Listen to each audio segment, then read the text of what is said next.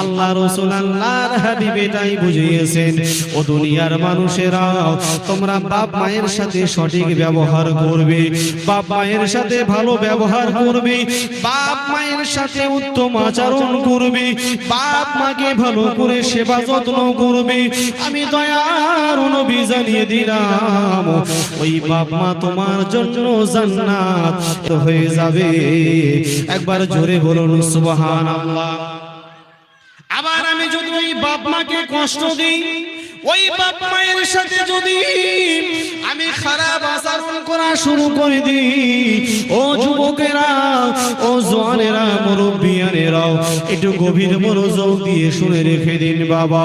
অনেকের বাড়িতে মা বাপ আছে, আবার অনেকের বাড়িতে বাপ মাও নাই, আবার অনেকের বাপ আছে তো মা নাই, মা আছে তো বাপ নাই, দুটোর মধ্যে কেউ একজন হারিয়ে ফেলেছি। বাপ মা যে কত বড় নিয়ামত, বাপ মা যে কত বড় রহমত, আমরা মানুষ এখনো বুঝতে চাই না। অনেক সন্তান পাওয়া যায় মায়ের মুখের উপরে ড্রপ করে দিই, মায়ের মুখে আমরা কথা বলে দিই, তুমি আমার জন্য কি করেছো, ও বাপ তুমি আমার জন্য কি করেছো। ও সন্তান, না না না না না না, আল্লাহ পাক কোরআনে বলেন হামালাতুহু উম্মুহু, তোমার মা তোমাকে গর্ভে ধারণ করেছে, কষ্টের পর কষ্ট তিনি সয়েছে। শুধু তাই নয়, আল্লাহ পাক আল্লাহ তাআলা বলেন 2 বছর দুধ পান করেছে।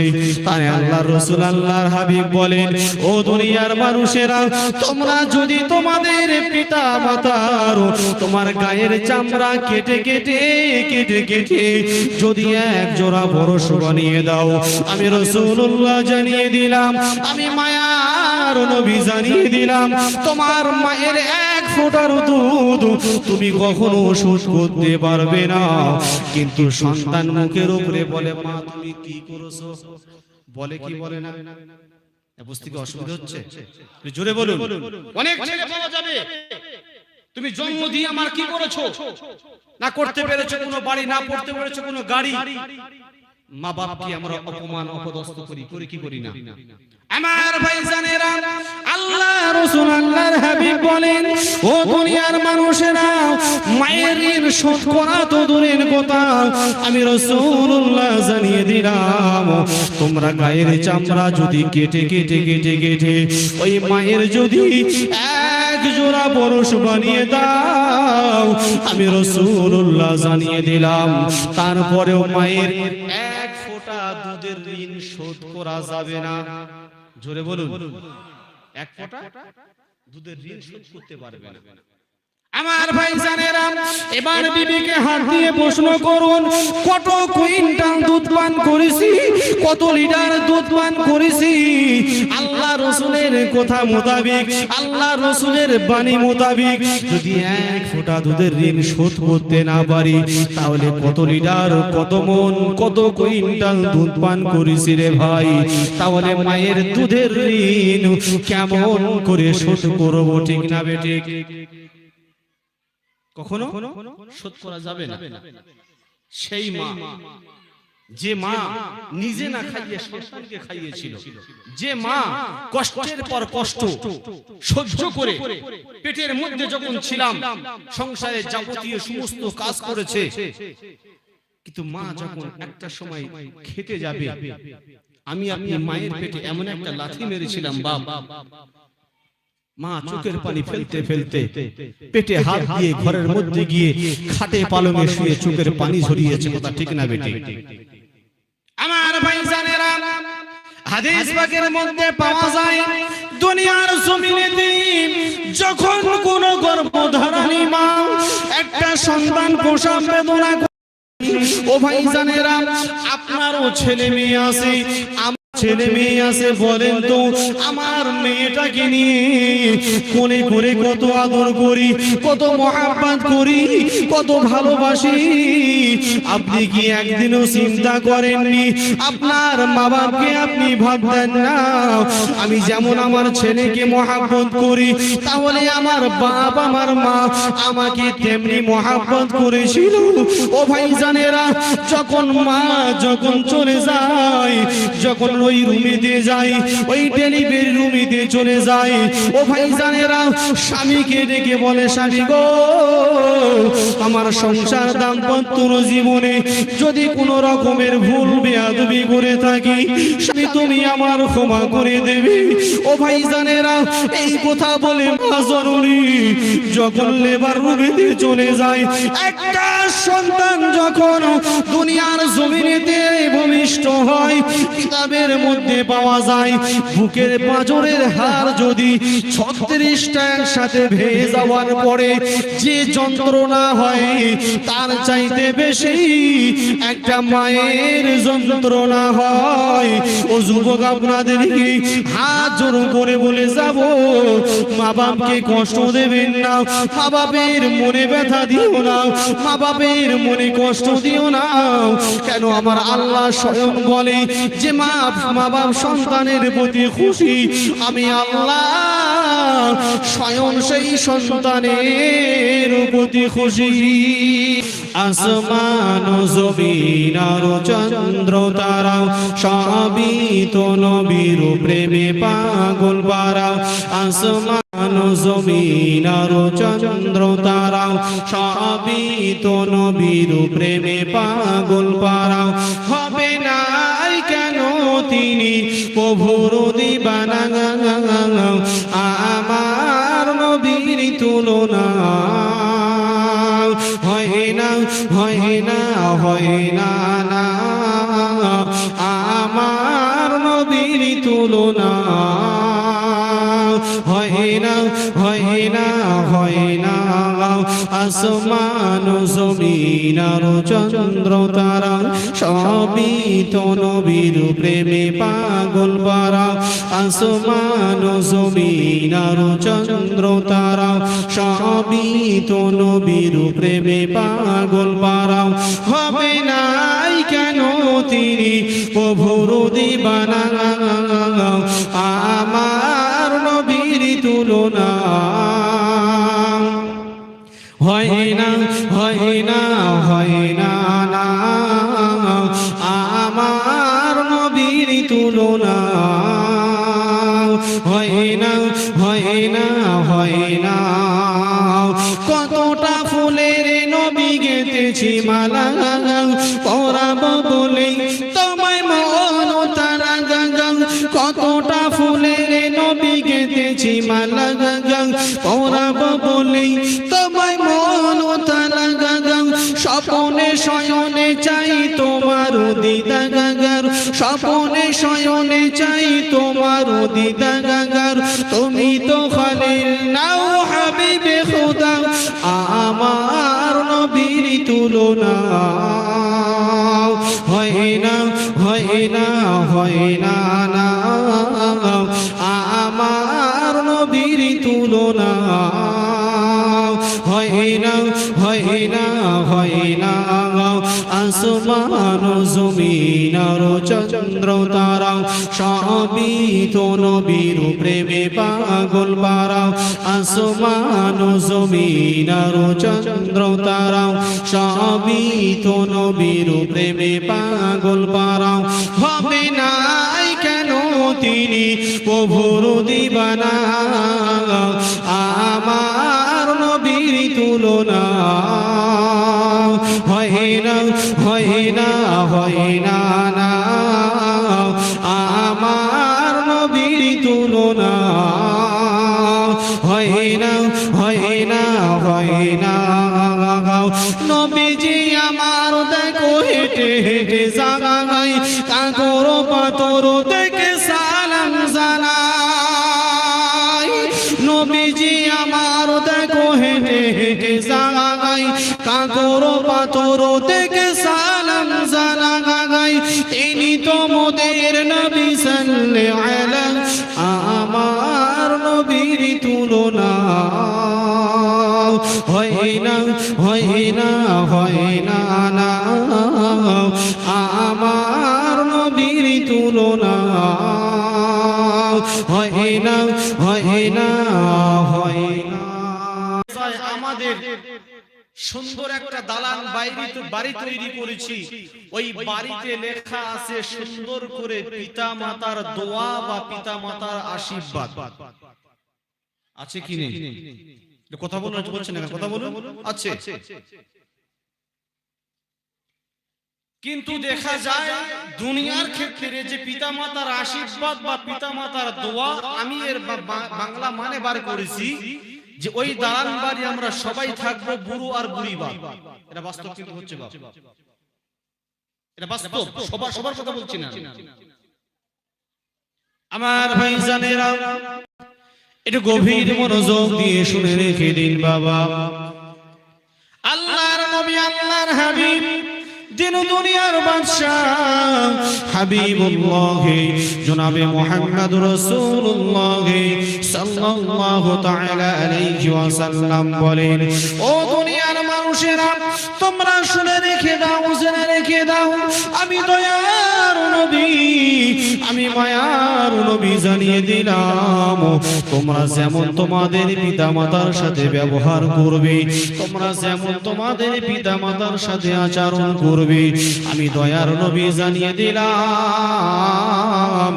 আমি মায়ার নবী জানিয়ে দিলাম, তোমার সন্তান ঠিক তেমনি তোমার সাথে ব্যবহার করবে। ও ভাইজানেরা, এর ব্যাখ্যা হলো আল্লাহর রাসূল এটাই বোঝাতে চেয়েছেন, ও দুনিয়ার মানুষেরা তোমরা যদি তোমাদের পিতা মাতার সাথে সৎ ব্যবহার করো, পিতা মাতার সাথে যদি ভালো ব্যবহার করো, আমি দয়ার নবী জানিয়ে দিলাম, তোমার সন্তান তোমার প্রতি ভালো ব্যবহার করবে, তোমার সন্তান তোমার সাথে আচ্ছা আচরণ করবে।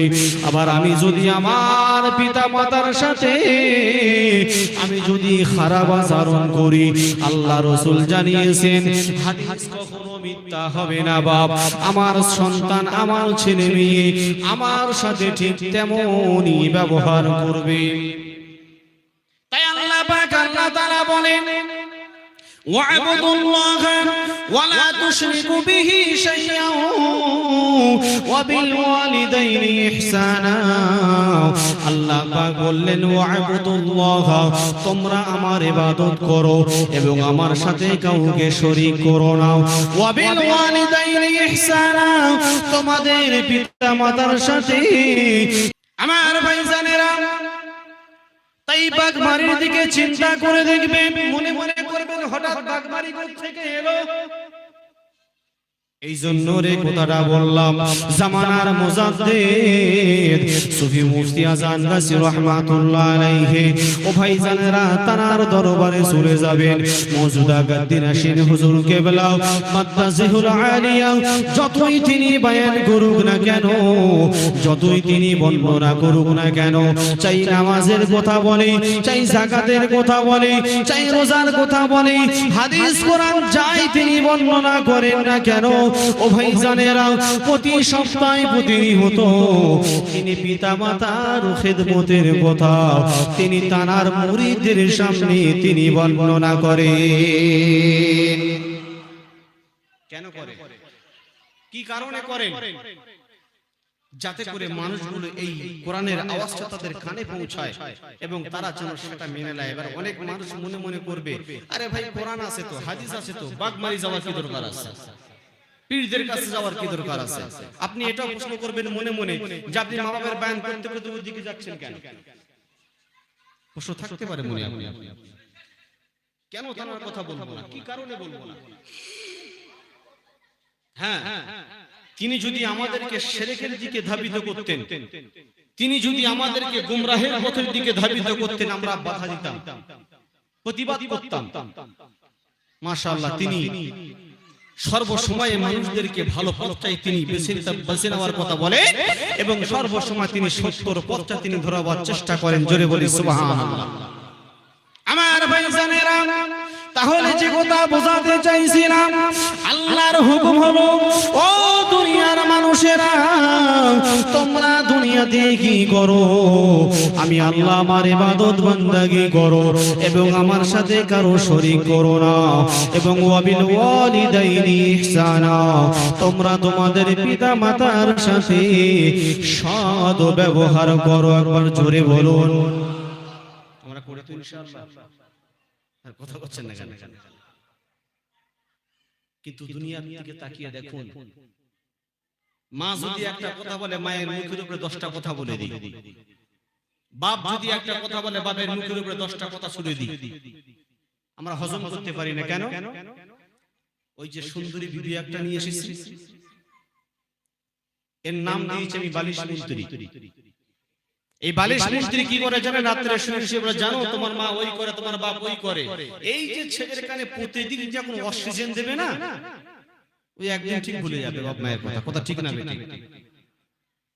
কিন্তু ওই সন্তান যদি বইয়ের কথা শুনে বাপ মাকে কষ্ট দেয়, বাপ মাকে যদি ভাত না দেয়, বলুন সে কি জান্নাত কামাতে পেরেছে? জোরে বলুন আমার ভাইজানেরা।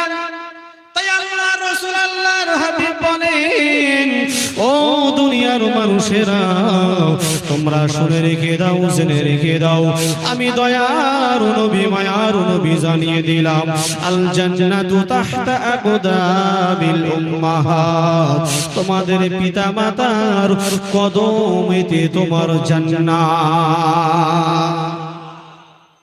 পিতা মাতার কদমে জান্নাত বললাম বলে যে লম্ব নিয়ে খুঁজতে যাবেন না, আবার গন্ডগোল হয়ে যাবে। বুঝতে পারছেন না আমার ভাইজানেরা? ভুল আমাকে বুঝবেন না। তাহলে আপনি প্রশ্ন করতে পারেন, ও মাওলানা সাহেব বলো দেখি, আপনি তো বলেছেন পিতা মাতার কদমে জান্নাত, কই দেখতে পাচ্ছি কই? এর অর্থ কিন্তু এটা নয়। আল্লাহ রাসূল আল্লাহর হাবিব এটাই বুঝিয়েছেন, ও দুনিয়ার মানুষেরা, তোমরা বাপ মায়ের সাথে সঠিক ব্যবহার করবে, বাপ মায়ের সাথে ভালো ব্যবহার করবে, বাপ মায়ের সাথে উত্তম আচরণ করবে, বাপ মাকে ভালো করে সেবা যত্ন করবে। আমি দয়ার নবী জানিয়ে দিলাম, ওই বাপ মা তোমার জন্য জান্নাত, এবং ওই বাপ মা তোমার জন্য জান্নাত হয়ে যাবে। একবার জোরে বলুন সুবহানাল্লাহ। আবার আমি যদি ওই বাপ মাকে কষ্ট দিই, ওই বাপ মায়ের সাথে যদি আমি খারাপ আচরণ করা শুরু করে দিই, ও যুবকেরা, ও জওয়ানেরা, মুরব্বিয়ানেরাও একটু গভীর মনোযোগ দিয়ে শুনে রেখে দিন বাবা। অনেকের বাড়িতে মা বাপ আছে, আবার অনেকের বাড়িতে বাপ মাও নাই, আবার অনেকের বাপ আছে তো মা নাই, মা আছে তো বাপ নাই, দুটোর মধ্যে কেউ একজন হারিয়ে ফেলেছি। বাপ মা যে কত বড় নিয়ামত, বাপ মা যে কত বড় রহমত, আমরা মানুষ এখনো বুঝতে চাই না। অনেক সন্তান পাওয়া যায় মায়ের মুখের উপরে ড্রপ করে দিই, মায়ের মুখে আমরা কথা বলে দিই, তুমি আমার জন্য কি করেছো, ও বাপ তুমি আমার জন্য কি করেছো? ও সন্তান, না না না না না না, আল্লাহ পাক কোরআনে বলেন, হামালাতু উম্মুহু, তোমার মা তোমাকে গর্ভে ধারণ করেছে, কষ্টের পর কষ্ট তিনি সয়েছে। শুধু তাই নয়, আল্লাহ পাক আল্লাহ তাআলা বলেন 2 বছর দুধ পান করেছে। তাই আল্লাহর রাসূল আল্লাহর হাবিব বলেন, ও দুনিয়ার মানুষেরা, তোমরা যদি তোমাদের পিতা মাতার তোমার গায়ের চামড়া কেটে কেটে কেটে কেটে যদি এক জোড়া বরস বানিয়ে দাও, আমি রাসূলুল্লাহ জানিয়ে দিলাম, আমি মায়ার নবী জানিয়ে দিলাম, তোমার মায়ের এক ফোঁটার দুধ তুমি কখনো শোধ করতে পারবে না। কিন্তু সন্তান মুখের উপরে বলে, মা তুমি কি করেছো, বলে কি বলে না? বুঝতে কি অসুবিধা হচ্ছে? জোরে বলুন। অনেক ছেলে পাওয়া যাবে, তুমি জন্ম দিয়ে আমার কি করেছো, না করতে পেরেছো কোনো বাড়ি, না পড়তে পেরেছো কোনো গাড়ি। মা বাপকে আমরা অপমান অপদস্থ করি, করি কি করি না? আমার ভাইজানেরা, আল্লাহ রাসূল আল্লাহর হাবিব বলেন, ও দুনিয়ার মানুষেরা, মায়ের ঋণ শোধ করা তো দূরের কথা, আমি রাসূলুল্লাহ জানিয়ে দিলাম, তোমরা গায়ের চামড়া যদি কেটে কেটে কেটে কেটে ওই মায়ের যদি এক জোড়া বরস বানিয়ে দাও, আমি রাসূলুল্লাহ জানিয়ে দিলাম, তারপরেও মায়ের এক ফোঁটা দুধের ঋণ শোধ করা যাবে না। জোরে বলুন, এক ফোঁটা দুধের ঋণ শোধ করতে পারবে না। আমার ভাইজানেরা, এবার বিবিকে হাত দিয়ে প্রশ্ন করুন, কত কুইন্টাল দুধ পান করেছি, কত লিটার দুধ পান করেছি। আল্লাহ রসুলের কথা মোতাবেক, আল্লাহ রসুলের বাণী মোতাবেক যদি এক ফোঁটা দুধের ঋণ শোধ করতে না পারি, তাহলে কত লিটার, কত মন, কত কুইন্টাল দুধ পান করেছি রে ভাই। তাহলে মায়ের দুধের ঋণ কেমন করে শোধ করবো, ঠিক না বেঠিক? কখনো শোধ করা যাবে না। সেই মা, যে মা নিজে না খাইয়ে সন্তানকে খাইয়েছিল, যে মা কষ্টের পর কষ্ট সহ্য করে পেটের মধ্যে যখন ছিলাম সংসারে যাবতীয় সমস্ত কাজ করেছে, কিন্তু মা যখন একটা সময় খেতে যাবে, আমি আপনি মায়ের পেটে এমন একটা লাথি মেরেছিলাম বাপ, মা চোখের পানি ফেলতে ফেলতে পেটে হাত দিয়ে ঘরের মধ্যে গিয়ে খাটে পালঙে শুয়ে চোখের পানি ঝরিয়েছে, কথা ঠিক না বেটি? আমার ভাইজানেরা, হাদিস পাকের মধ্যে পাওয়া যায়, দুনিয়ার জমিনেতে যখন কোন গর্ভধারিণী মা একটা সন্তান প্রসব বেদনা, ও ভাইজানেরা, আপনারও ছেলে মেয়ে আছে, ছেলে মেয়ে আছে, বলেন তো আমার মেয়েটাকে নিয়ে কোলে করে কত আদর করি, কত মহাব্বত করি, কত ভালোবাসি।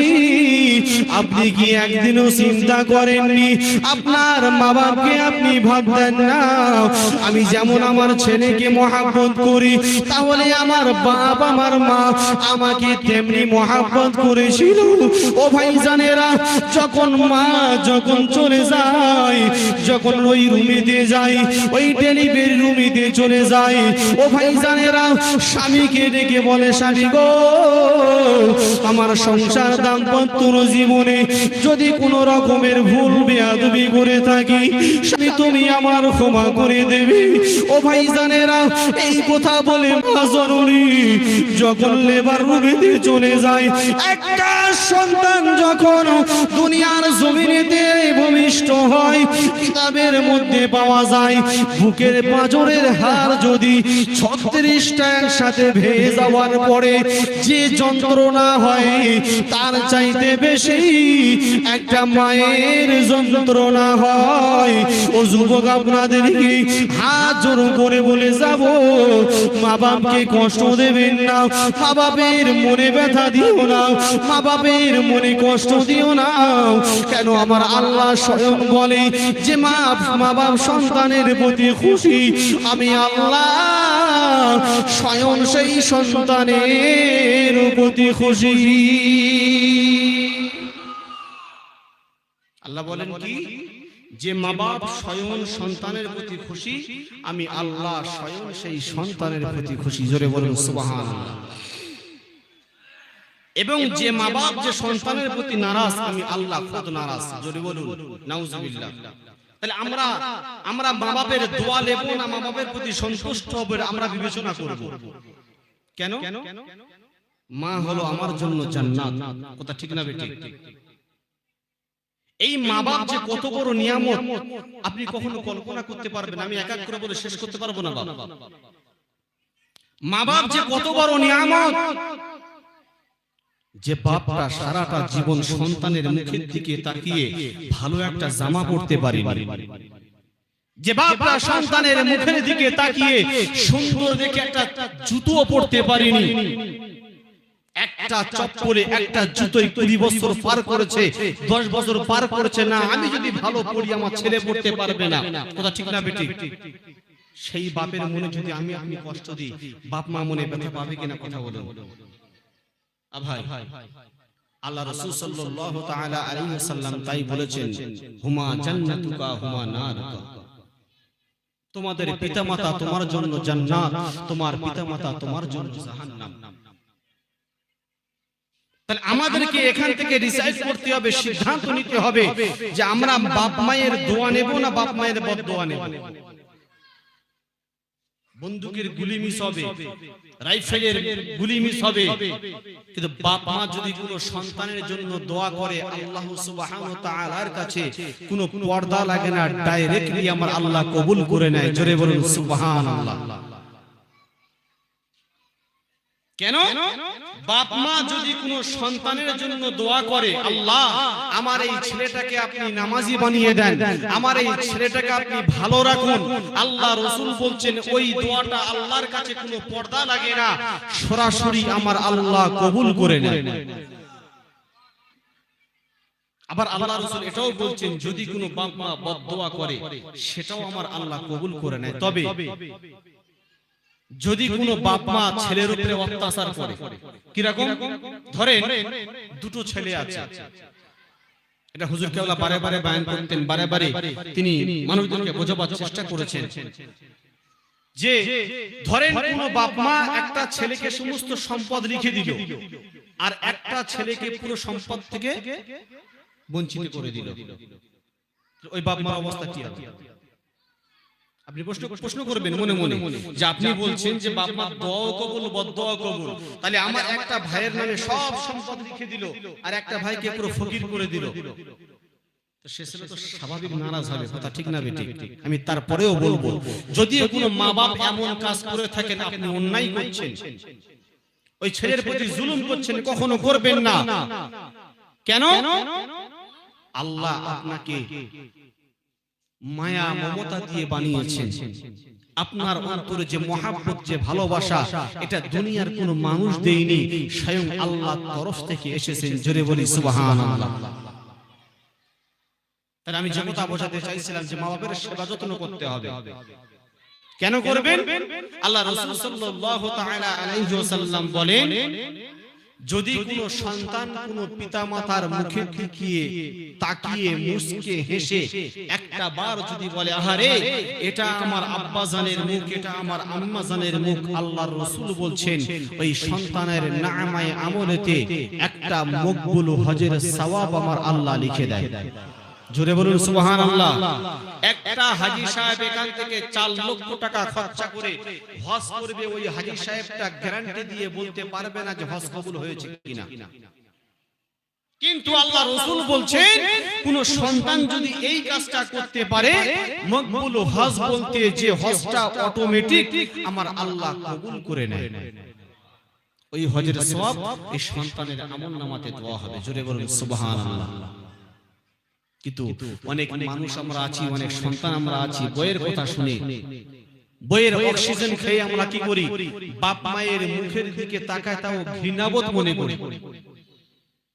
আর আজকে বেশিরভাগ সংসারে দেখবেন হুজুর কেবলা বারে বারে কথা বলেন, আজকের বেশিরভাগ সংসারে দেখবেন শাশুড়ি আর বৌমার মিল না থাকার কারণে সংসারে আগুন লাগে। কথা ঠিক কি রকম? একটু শুনে চাল দেওয়া শিখতে পারিস না? আচ্ছা এই কথা যদি কোনো শাশুড়ি কোনো বৌমাকে বলে, বৌমা কি মধুর উত্তর দেবে? কথা বলছেন না? যদি শাশুড়ি সুন্দর করে বলে যে মা চালটা ভালো করে ধোও, তোমার শ্বশুর দেখলে তোমাকে বকাঝকা করবে, এই যে কত সুন্দর একটা সিস্টেম, এই মিল মুহাব্বত এই ভালোবাসার খাতিরে যখন বলবেন দেখবেন বৌমা শাশুড়ির কথা আরামের সাথে মেনে নেবে। কথা ঠিক না বেটি? আর যখনই তাকে মেজাজ দিয়ে বলবেন তোর বাপ মা কোনো কাজ শেখায়নি, দেখবেন আপনার মুখের উপরে পাল্টা উত্তর দেবে। দেবে কি দেবে না? সেই জন্য করে আমি আপনাকে বলে যাব মওজুদা গাদ্দিরাশি মাস্টার হুজুর কেবলা বারবার যে কথাটা বলেন যে বৌমার উচিত শাশুড়িকে নিজের মায়ের মতো মনে করা এবং শাশুড়ির উচিত নিজের বৌমাকে মেয়ের মতো মনে করা।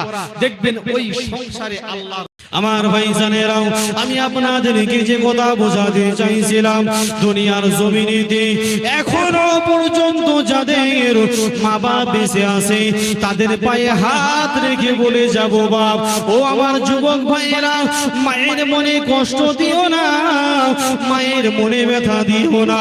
কেননা আল্লাহ রাসূল বলেন, আল্লাহর হাবিব বলেন মায়ের সামনে যখন কথা বলবে মাথাটা নিচু করে কথা বলো, মায়ের আওয়াজের চাইতে তোমার আওয়াজটা যেন বুলন্দ না হয়, মায়ের আওয়াজের চাইতে তোমার কথার আওয়াজটা যেন জোরে না হয়। ও ভাইজানেরা, তাই আল্লাহ রাসূল আল্লাহর হাবিব বলেন মায়ের মনে ব্যথা দেওয়া যাবে না, মায়ের মনে কষ্ট দেওয়া যাবে না। ওই মা যদি ওই সন্তানের জন্য দোয়া করে আমার আল্লাহ পাক এক সেকেন্ডেরই করবে না, কারেন্টের মতো কবুল করে না। বাপের সেবা যত্ন করবো তো ইনশাআল্লাহ, জোরে বলি ইনশাআল্লাহ। দেখবেন মায়ের মনটা এমন নরম আমার আল্লাহ বানিয়ে দিয়েছে, যতই আপনি অন্যায় করবেন, যতই আপনি মায়ের মনে কষ্ট দেবেন, একটা বার গিয়ে মায়ের পা জড়িয়ে ধরুন, দেখবেন সমস্ত দুঃখ কষ্ট মা ভুলে যায়। জোরে বলি সুবহানাল্লাহ। ভাই কোন সন্তান যদি মারা যায়, হুজুর বসে আছে, আমার বিয়াদবি হচ্ছে, আমি 2 মিনিট শেষ করব ইনশাআল্লাহ। কোন সন্তান যদি মারা যায়, কোনদিন দেখেছেন মা কবরে লাফতে? কথা বলছেন না কেন? এটা তো শরীয়তের হুকুম নেই অ্যাকচুয়ালি, কিন্তু বলা হয়েছে যদি থাকতো, ওই মা যদি কবরে যদি লাফতো, সন্তানের মুখের দিকে যখনই তাকাতো, বলা হয়েছে ওই মা ওখানেই হার্ট ফেল হয়ে মারা যেত। তাহলে একটা মা তার সন্তানের প্রতি কতটা ভালোবাসে, একটা মা তার সন্তানকে কতটা মহব্বত করে। একটা মা 10টা ছেলেকে পালতে পারে, কিন্তু 10টা ছেলে মিলে একটা মাকে পালতে পারে না। কথা ঠিক না বেটি? এর বাড়ি 2 দিন, ওর বাড়ি 4 দিন, ওর বাড়ি 5 দিন, এ বইয়ের বেকামুখ, ও বইয়ের বেকামুখ। ভাই আপনাকে তো আল্লাহ যথেষ্ট সম্পদ দিয়েছে, মা বাপ তো বয়স হয়ে গেছে, কতটা খাবে আর? সামান্য হলে 1 মুঠো খাবে। আপনি যদি আপনার বাড়িতে রাখেন, আপনি মনে করবেন আপনার বাড়ি আল্লাহর রহমত আছে, রহমত আছে। একবার জোরে বলি সুবহানাল্লাহ। এই দুঃখের বিষয়, কষ্ট লাগে বলতে। একটা মায়ের যদি 3টে সন্তান হয়, 10 দিন করে 1 মাস পালা করে। আরে মা জননীতেও তো বয়স হয়ে গেছে, তেমন আর শক্তি নেই, আর গায়ের জোরও নেই। একবার এ ছেলের বাড়ি গিয়ে বইয়ের মুখ ঝামটা, একবার ও ছেলের বাড়ি গিয়ে বইয়ের মুখ ঝামটা। আপনাদের এখানে ভালো মাশাআল্লাহ, আমি কোনো কথা বলছি না, আমাদের 24 পরগনার কথা বলছি। এই করতে করতে তার জীবনটা নাজাল হয়ে যায়। বেশিটা দুঃখ ভরা মন নিয়ে, কষ্ট ভরা মন নিয়ে বালিশে মাথা দিয়ে অঝর নয়নে তিনি কাঁদেন। কথা ঠিক না বেটি? আমি তাই আপনাদেরকে বলবো, আপনার বিবির জন্য যদি 1 মুঠো জোটে, আপনার সন্তানের জন্য যদি 1 মুঠো জোটে, তাহলে আপনার মনে কেন এই বিশ্বাসটা আসতে পারে না যে আমার মাও 1 মুঠো খাবে, এই রিজিকটা দেবে আমি নয়, আমার আল্লাহ। একবার জোরে বলুন সুবহানাল্লাহ। দেব তো ইনশাআল্লাহ, জোরে বলি ইনশাআল্লাহ। আল্লাহ পাক যেন আমাদের সকলকে পিতামাতার প্রতি খেদমত, পিতামাতাকে রাজি খুশি করিয়ে আমরা জান্নাত কামিয়ে নিতে পারি, আল্লাহ সেই তৌফিক দান করেন বলি আমিন। জোরে বলি আল্লাহুম্মা আমিন। এবং জামানার মুর্শিদ যে কথাটা বলেছেন, বিনা কাজায় 5 ওয়াক্ত নামাজ, এটা আল্লাহর হুকুম। কোরআন তেলাওয়াত, এটাও আল্লাহর হুকুম। হালাল খাদ্য খাওয়া, এটাও আল্লাহর হুকুম। তাকওয়া, আমানুত্তাকুল্লাহ, আল্লাহ বলছে আমাকে ভয় করো, এটাও আল্লাহর হুকুম। আমার মুর্শিদ এই 4টে জিনিস বিশ্বের মানুষের কাছে তিনি ছড়াতে চাইছেন, এই 4টে জিনিস যেন আমরা মানতে পারি, আল্লাহ আমাদের সকলে সেই তৌফিক দান করেন বলি আমিন। জোরে বলি আল্লাহুম্মা আমিন। আল্লাহ পাক যেন আমাদের প্রত্যেকই শোনার চাইতে বেশি বেশি করে আমল করার তৌফিক দান করেন বলুন আমিন। এটা জোরে বলি আল্লাহুম্মা আমিন। ভালোবাসার জায়গা মদিনা, ভালো লাগার জায়গা মদিনা, ভালোবাসার জায়গা মদিনা, ভালো লাগার জায়গা মদিনা। এত সুন্দর জায়গা কোথাও দেখি না, এত সুন্দর জায়গা কোথাও দেখি না, সাজিয়েছেন দয়াল রব্বানা, ভালোবাসার জায়গা মদিনা, ভালো লাগার জায়গা মদিনা, ভালোবাসার জায়গা মদিনা। মদিনা শরীফে নূরের খাজানা, আশিক ছাড়া আর অন্য বোঝে না, সাজিয়েছেন দয়াল রব্বানা, ভালো লাগার জায়গা মদিনা, ভালোবাসার জায়গা মদিনা, ভালোবাসার জায়গা মদিনা। যতই দরুদ পড়ি তৃপ্তি মেটে না, যতই দরুদ পড়ি তৃপ্তি মেটে না, সুন্নতে অশান্তি থাকে না, ভালোবাসা ভালোবাসার জায়গা মদিনা, ভালোবাসার জায়গা মদিনা, ভালো লাগার জায়গা মদিনা। আমার জীবনে অনেক বেশি গুনাহ, আমার জীবনে অনেক বেশি গুনাহ, তাই তো হাবিবের কদম ছাড়ব না। ভালো লাগার জায়গা মদিনা, ভালোবাসার জায়গা মদিনা, ভালো লাগার জায়গা মদিনা। এত সুন্দর জায়গা কোথাও দেখি নাই, এত সুন্দর জায়গা কোথাও দেখি নাই, সাজিয়েছেন দয়াল রব্বানা। ভালো লাগার জায়গা মদিনা, ভালোবাসার জায়গা মদিনা, ভালো লাগার জায়গা মদিনা। কানি দরুদ শরীফ আল্লাহুম্মা সাল্লি ওয়া সাল্লিম বারিক আলা আবদিকা রাসূলিল কারীম।